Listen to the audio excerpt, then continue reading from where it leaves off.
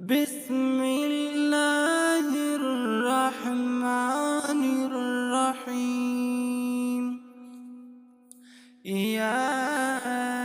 أيها المدثر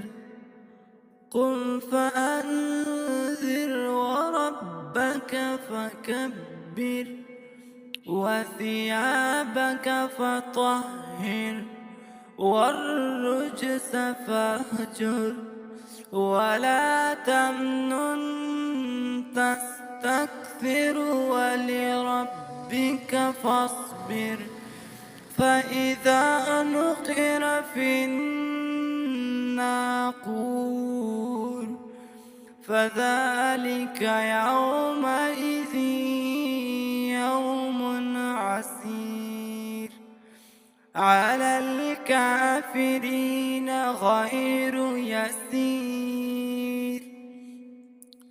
ذرني ومن خلقت وحيدا وجعلت له مالا ممدودا وبنين شهودا ومهدت له تمهيدا ثم يطمع أن أزيد كلا إنه كان لآياتنا عنيدا سأرهقه صعودا إنه فكر وقدر فقتل كيف قدر ثم قتل كيف قدر ثم نذر ثم عبس وبصر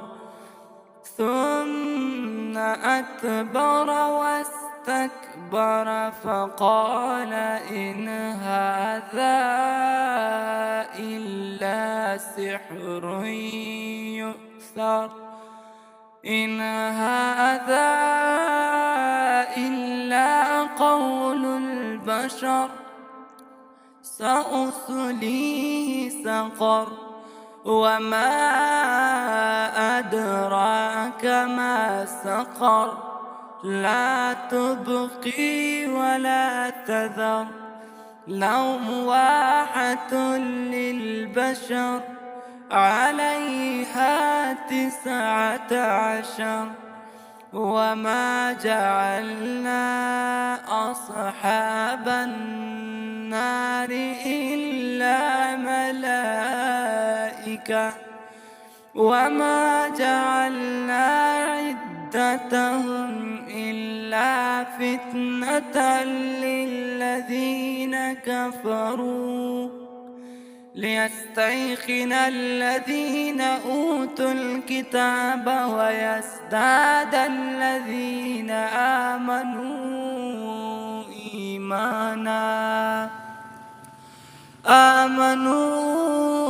إيمانا ولا يرتاب الذين أوتوا الكتاب والمؤمنون وليقول الذين في قلوبهم مرض والكافرون ماذا أراد الله بهذا مثلا كذلك يضل الله من يشاء ويهدي من يشاء وما يعلم جنود ربك إلا هو وما هي إلا ذكرى للبشر كلا والقمر والليل إذ أدبر والصبح إذا أسفر إنها لإحدى الكبر نذيرا للبشر لمن شاء منكم منكم أن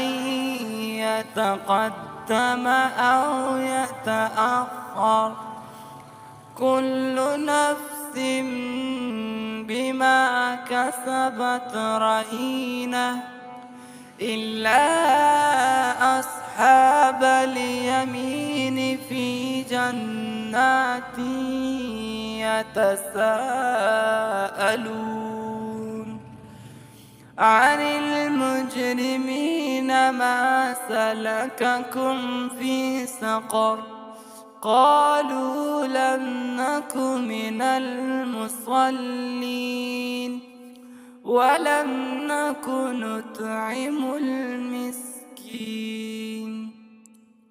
وكنا نخوض مع الخائضين وكنا نكذب بيوم الدين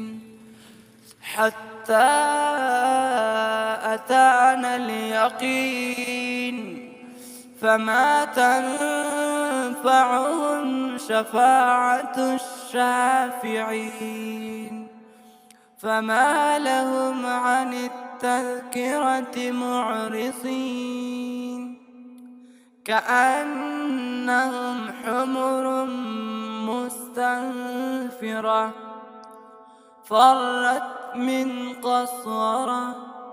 بل يريد كل امرئ منهم أن يؤتى صحفا منشرة، كلا بل لا يخافون الآخرة، كلا إنه تذكرة، فمن شاء ذكره، وما يذكرون إلا أن يشاء الله هو أهل التقوى وأهل المغفرة. صدق الله العلي العظيم. दोस्तों अगर नए हो तो चैनल को सब्सक्राइब करें, वीडियो को लाइक करें। शुक्रिया।